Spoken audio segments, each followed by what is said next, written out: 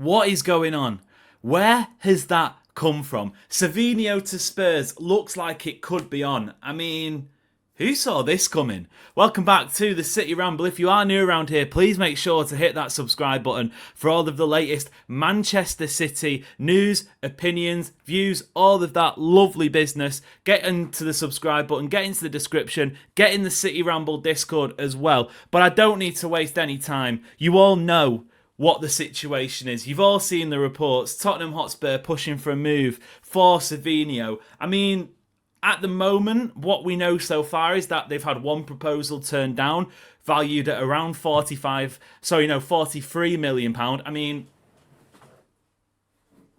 that's a disgrace. The fact that they even thought they could submit that as an offer is a shambles. City bought him for 30 million quid last summer. But this is definitely split opinion in terms of whether or not it would be right for City to cash in. I would hope all City fans say 43 million quid is far too low. And it looks like City themselves are saying that. Where I think the discrepancy is coming in is the differences in terms of valuation that we're seeing some City fans say should be going for compared to what the club might accept. Talk that City want well over £50 million, which is, a positive sign. But for me, I think you've got to go. You're looking at the market nowadays. You're looking at Savinho's potential. You're looking at his age. I think you've got to go closer to 70 million quid, to be honest. The big question that everyone's asking is why, because this has come out of the blue. It looked like for so long Savinho was going to be part of City's plans this season, and it's worth mentioning he still could be. This deal hasn't been confirmed. Tottenham have had one proposal not back. City's valuation might be 100 million quid. Unlikely, but it looks like it's progressing at a rate of knots. Here's my theory as to why City are selling Savinho. When you look at the squad numbers, City have got a big problem, a major issue when it comes to the Champions League, because right now they have got 18 non-homegrown players. I think, let us know in the comments if the numbers aren't necessarily adding up, but I'm pretty sure, having gone through it, the non-homegrown players in City squad right now, not including the players we expect to leave like Echeverry and Stefan Ortega, the ones that we think will be in the squad, there are 18 non-homegrown players, including Savinho, of course. You are only allowed 17 non-homegrown players in the Champions League. So one non-homegrown player has to be sold. I think a lot of people were expecting maybe it'd be Gundogan, maybe it'd be Kovacic, Akanji. Going back earlier in the summer, Bernardo Silva. Obviously, that's not going to happen now because he's captain. What I don't think a lot of people thought would happen would be that being Savinho. Now, it feels like City have obviously got wind of Tottenham being interested, and they are open to selling him at the right price because of this situation they find themselves in with the homegrown quota. My issue with that is I think the optics are horrendous. I'm not going to lie. And I want to make it very clear to everybody watching, to everybody listening, that I am not somebody, and this channel isn't full of people. We've got plenty of opinions, plenty of disagreements, but sort of generally speaking, we're not spitting the dummy out. We're not crybabies because City haven't signed the new flashy £100 million winger every single season. I like to think, myself and the people who speak for the City Ramble as well, we come across well-mannered, well-measured, head screwed on.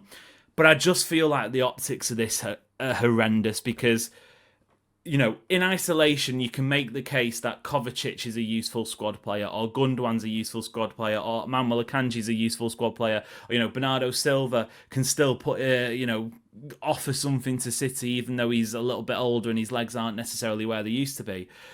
But the fact that City are going into the new season, it would look like, with all of those players who are approaching 30 or are over the age of 30, taking up non-homegrown slots, while at the same time being happy.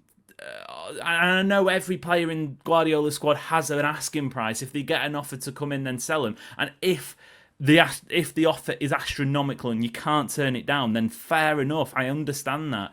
But it feels rogue to say to the 21-year-old promising winger who's got plenty of potential and is looking like he could be a real star in the future, you're the guy that we're going to get rid of because we can't move these guys on.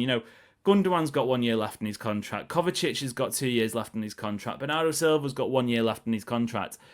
you might make the argument that, well, these guys need offers to come in, but there comes a point where we're talking about a ruthless rebuild. You've got to have some difficult conversations if this is the direction that Hugo Viana wants to take the squad in. Because let's face it, City have to think beyond the Guardiola years. Pep might say to Hugo Viana, I really want Mateo Kovacic in the squad. But Hugo Viana has to sit down, look at his spreadsheets and go, well, Kovacic has got 2 years left in his contract. Saudi Arabia are talking about potentially offering some money because that was reported last week. Do we, keep him around because Pep wants him? Or do we say, no, actually, Pep, you might not be here in a year's time or 2 years' time. Savinho will be. Kovacic won't be.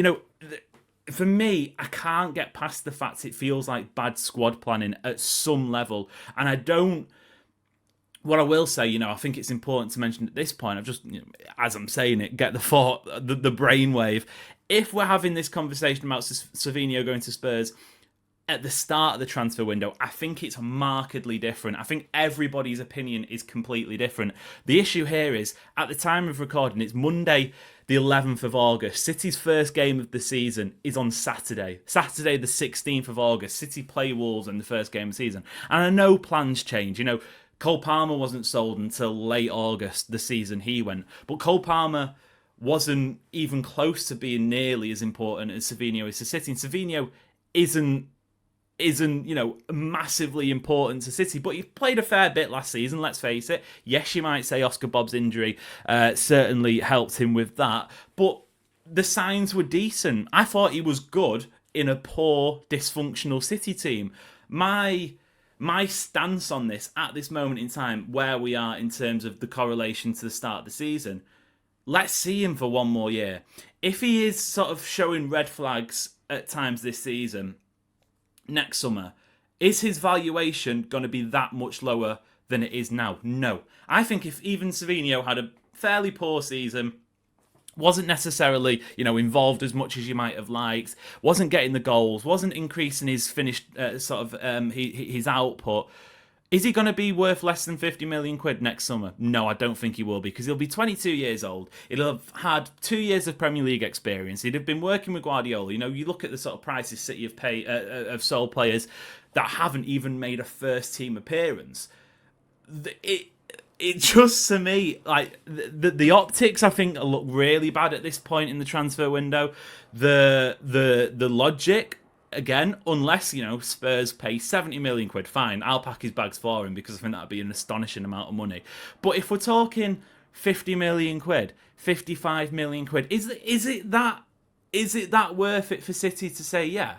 I don't think it is. And I go back to what I said at the start of this video in terms of the homegrown quota. I just feel like that's almost crept up on them, and I think maybe they thought that they'd be able to get rid of one of the non-homegrown older players. That hasn't happened, so they're having to explore other options, because the alternative to that is leave someone out of the squad. And I think everyone might say, oh yeah, well, don't register him, or don't register him, we don't need him, blah, blah, blah. Ultimately, if you're a professional football club, I don't think City can do that. I think that would be really bad. Whoever it is, you can't, promise someone Champions League football in a contract and then leave them out of the squad. I don't think that's fair. But at the same time, I'm scratching my head a little bit. If you're enjoying the video, make sure to hit the subscribe button, hit the like button as well. There'll be plenty of reaction. This is just my immediate thoughts. I'll be, asking some of the City Ramble contributors what they think of it as well later on this week. So make sure to get sort of wait out for that.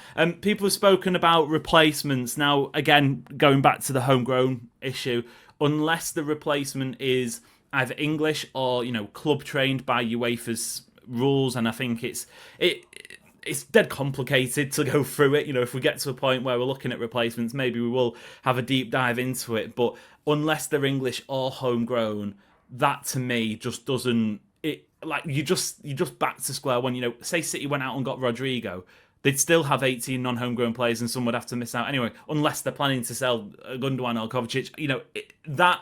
Those levers don't intertwine, so I don't think that's going to happen. The only other mini scenario, and I give it less than a 5% chance of actually happening, but they might take the money for Savinho, and they might go, you know what, that right-back position that we need fill in? Yeah, let's go out and sign a homegrown right back option, because that would then obviously wouldn't need to be classed as a non-homegrown option.